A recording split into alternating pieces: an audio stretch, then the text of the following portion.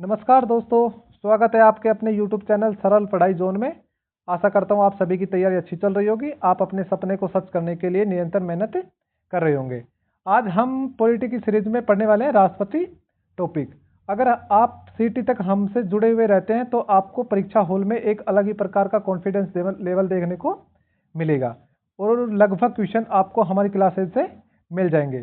तो आज का हमारा पहला क्वेश्चन है कि भारतीय संविधान के किस अनुच्छेद में राष्ट्रपति की पद की व्यवस्था की गई है। जो राष्ट्रपति पद की व्यवस्था की गई है कौन से अनुच्छेद में की गई है? इसमें का अनुच्छेद 52। ठीक है, कौन सा आ जाएगा? अनुच्छेद 52। तो भारतीय संविधान का अनुच्छेद 52 स्पष्ट करता है कि भारत में एक राष्ट्रपति होगा। ठीक है, यह कौन से अनुच्छेद में लिखा गया है? यह अनुच्छेद में लिखा गया है 52 में। यह राष्ट्रपति की संवैधानिक स्थापना का आधार है। कौन सा? अनुच्छेद 52। ठीक है, राष्ट्रपति भारत का संवैधानिक प्रमुख होता है। संवैधानिक प्रमुख का मतलब क्या हो गया? औपचारिक नाममात्र का प्रमुख होता है। ठीक है, ये बात आप अच्छे से ध्यान रखना। अगला क्वेश्चन है हमारा, क्वेश्चन नंबर 2 है कि राष्ट्रपति का निर्वाचन किस प्रकार के निर्वाचन प्रणाली द्वारा किया जाता है? तो किस प्रकार द्वारा किया जाता है? इसमें आ जाएगा अनुपातिक प्रतिनिधित्व प्रणाली एवं एकल संक्रमणीय मत प्रणाली। ठीक है, इसमें और एक हो जाएगा अप्रत्यक्ष द्वारा। राष्ट्रपति का चुनाव प्रत्यक्ष जनता द्वारा नहीं किया जाता। जैसे हम लोकसभा और विधानसभा के वोट देते हैं ना, ऐसे जनता के द्वारा प्रत्यक्ष इसका चुनाव नहीं होता। इसके लिए निर्वाचन मंडल मतदान करता है। जो इसका निर्वाचन मंडल बनता है वो मतदान करता है। चुनाव अनुपातिक प्रतिनिधित्व प्रणाली व एकल संक्रमणीय मत प्रणाली द्वारा होता है। अप्रत्यक्ष मतदान होता है। अगला क्वेश्चन हमारा, निम्नलिखित में से कौन राष्ट्रपति के निर्वाचन मंडल का सदस्य नहीं होता? जो उसका निर्वाचन मंडल होता है उसका सदस्य कौन नहीं होता? तो इसमें आ जाएगा लोकसभा के निर्वाचित सदस्य, ये भी ठीक है। राज्यसभा के निर्वाचित सदस्य, ये भी ठीक है। राज्य विधानसभा के निर्वाचित सदस्य, ये भी ठीक है। तो इसमें क्या आ जाएगा? राज्यसभा के मनोनीत सदस्य। ठीक है, इसमें का आंसर कौन सा हो जाएगा हमारा? डी। ठीक है, जो राज्यसभा में 12 सदस्य मनोनीत करता है ना राष्ट्रपति, वो इसके चुनाव में भाग नहीं लेते। तो राज्यसभा के मनोनीत सदस्य, राष्ट्रपति के निर्वाचन में केवल निर्वाचित सदस्य ही भाग लेते हैं। राज्यसभा के मनोनीत सदस्य निर्वाचन मंडल का हिस्सा नहीं होती। यही कारण है कि उसका वोट राष्ट्रपति इसके लिए मान्य नहीं होता। अगला क्वेश्चन है हमारा, यदि राष्ट्रपति और उपराष्ट्रपति दोनों के पद रिक्त हो जाए तो राष्ट्रपति का कार्य कौन करेगा? अगर राष्ट्रपति भी नहीं है पद पर और उपराष्ट्रपति भी नहीं है तो उसका कार्य कौन करेगा? इसमें आ जाएगा भारत का मुख्य न्यायाधीश। ठीक है, अगर राष्ट्रपति और उपराष्ट्रपति किसी कारणवश पद छोड़ देते हैं या उसकी मृत्यु हो जाती है तो उसके जगह कौन करेगा? भारत का मुख्य न्यायाधीश, सुप्रीम कोर्ट का। ठीक है, अगला क्वेश्चन है हमारा, राष्ट्रपति के विरुद्ध महाभियोग की प्रक्रिया किस आधार पर चलाई जा सकती है?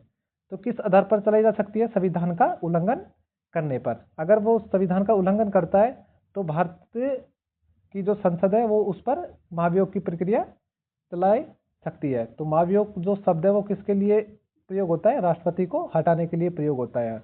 ठीक है, अगला क्वेश्चन है, महाभियोग का प्रस्ताव संसद के किसी सदन में प्रस्तुत करने से पूर्व कितने दिन का नोटिस देना आवश्यक है? तो जो अगर महाभियोग की प्रक्रिया शुरू होने वाली है तो कितने दिन पहले राष्ट्रपति को सूचना देनी होगी? इसमें आ जाएगा 14 दिन। 14 दिन पहले राष्ट्रपति को बताना होगा कि हम आपके खिलाफ महाभियोग चलाने वाले हैं। 14 दिन पहले नोटिस देना आवश्यक है। इस पर सदन के कुल सदस्यों के कम से कम 1/4 सदस्यों के हस्ताक्षर होने चाहिए। ठीक है, जो सदन के 1/4 है ना, 25%, उसका हस्ताक्षर होने चाहिए। अगला क्वेश्चन है, भारत के राष्ट्रपति को शपथ कौन दिलाता है? तो भारत के राष्ट्रपति को शपथ कौन दिलाता है? तो भारत का मुख्य न्यायाधीश। ठीक है, ये कई बच्चे इसमें करते आते हैं मुख्य चुनाव आयुक्त, जो गलत है। और उसके शपथ का वर्णन कौन से में? अनुच्छेद 60 में। यह आप बात अच्छे से ध्यान रखना। अगला क्वेश्चन है हमारा, राष्ट्रपति द्वारा जारी अध्यादेश की अधिकतम वैधता संसद के पुण्य अधिवेशन प्रारंभ होने के बाद कितने दिन की होती है? तो इसमें क्या जाएगा? 6 सप्ताह। अनुच्छेद 123 के अनुसार संसद का सत्र न होने पर राष्ट्रपति अध्यादेश जारी कर सकता है। अगर संसद का सत्र नहीं चल रहा है और राष्ट्रपति को कोई जरूरी कानून बनाना पड़ जाए तो वो क्या करता है, 123 के अनुच्छेद के अनुसार वो अध्यादेश जारी कर देता है। संसद के पुण्य बैठक के 6 सप्ताह के बाद अध्यादेश प्रभावी रहता है यदि उससे पहले संसद उसे स्वीकार कर दे। ठीक है, और अगर अध्यादेश जारी कर दिया तो जब संसद की पुण्य बैठक बैठेगी ना, उसके 6 सप्ताह तक ही वो जारी रहेगा। अगर वह उसे 6 सप्ताह में लागू नहीं करती है तो वो समाप्त हो जाएगा। अगला क्वेश्चन है हमारा, निम्नलिखित में से कौन सी शक्ति राष्ट्रपति की न्यायिक शक्ति नहीं है? तो इसमें न्यायिक शक्ति कौन सी नहीं है? समाधान। भाई अगर क्षमा कर रहा है तो क्या है, वो किसी को न्याय दे रहा है। दंड स्थगन, दंड अगर कम कर रहा है तो वो क्या कर रहा है, न्यायिक शक्ति है। दंड परिवर्तन और अविश्वास प्रस्ताव, तो इसमें क्या जाएगा, अविश्वास प्रस्ताव। ये क्या नहीं है, राष्ट्रपति की न्यायिक शक्ति में नहीं आता। अगला क्वेश्चन है हमारा, भारत के राष्ट्रपति को पद से हटाने की प्रक्रिया किस देश के संविधान से प्रेरित है? तो भारत को जो राष्ट्रपति है वो पद से हटाने के लिए जो प्रक्रिया है वो किस देश से संबंधित है? अमेरिका से हमने यह प्रक्रिया ली है। ठीक है, तो इसमें क्या जाएगा हमारा, अमेरिका। अगला क्वेश्चन है हमारा, राष्ट्रपति किस अनुच्छेद के अंतर्गत आपातकाल घोषित करता है? तो इस आपातकाल घोषित कौन से अनुच्छेद से करता है? 352, 356, 360। तो इसमें जाएगा उपयुक्त सभी। ठीक है, जो राष्ट्रपति है वो राष्ट्रीय आपातकाल, तो कौन से अनुच्छेद के तहत? 352 के तहत। देश में कोई युद्ध छिड़ जाए, कोई बाह्य आक्रमण हो जाए तो कौन से अनुच्छेद के तहत आपातकाल घोषित करेगा? 352 के तहत। अगर किसी राज्य की जो विधानसभा है वो अच्छे से नहीं चल रही है तो कौन से अनुच्छेद के तहत राष्ट्रपति शासन लगता है? 356 के तहत। और जो 360 इसके अनुच्छेद के अनुसार कौन सा आपातकाल लगता है? वित्तीय आपातकाल, जो बेरोजगार के लिए हमेशा लगा रहता है। बेरोजगार लोग रहते हैं उनके लिए हमेशा वित्तीय आपातकाल लगा रहता है। ठीक है, अगला क्वेश्चन है हमारा, वित्त आयोग की नियुक्ति कौन करता है? तो वित्त आयोग की नियुक्ति कौन करता है? ये करता है राष्ट्रपति।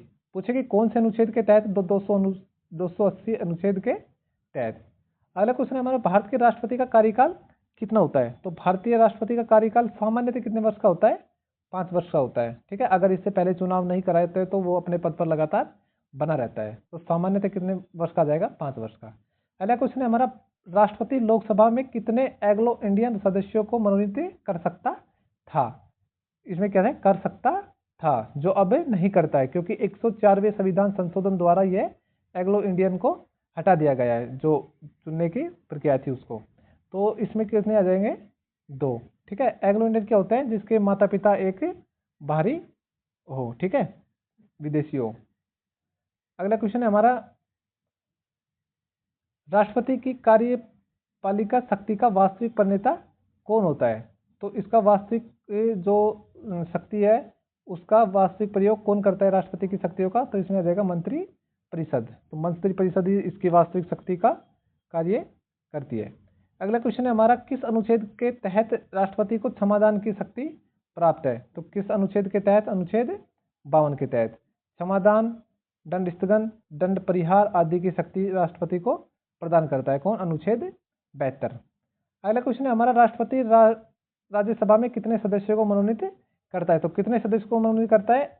12। ठीक है, साहित्य, अगर राष्ट्रपति के नज़र में कोई साहित्यकार हो, विज्ञान का अच्छा ज्ञाता हो, कला समाज सेवा के क्षेत्र में विशेष ज्ञान रखता है तो वो ऐसे 12 व्यक्तियों को क्या करता है? राज्यसभा में मनोनीत करता है।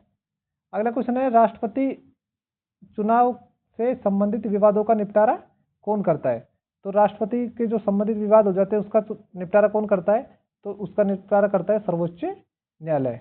चुनाव आयोग मत करके आ जाना, तो इसमें आ जाएगा सर्वोच्च न्यायालय। अगला क्वेश्चन है हमारा, भारत का प्रथम कार्यवाहक राष्ट्रपति कौन था? तो प्रथम कार्यवाहक राष्ट्रपति कौन थे? वीवी गिरी। ठीक है, वीवी गिरी। राष्ट्रपति डॉक्टर जाकिर हुसैन के निधन के बाद उपराष्ट्रपति वीवी गिरी कार्यवाहक राष्ट्रपति बने थे। जब डॉक्टर जाकिर हुसैन का निधन हो गया था तो कौन बने थे?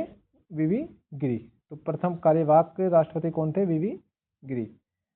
अगला क्वेश्चन है, भारतीय संविधान के अनुसार राष्ट्रपति किसका विभिन्न अंग है? तो किसका विभिन्न अंग है? संसद का। ठीक है,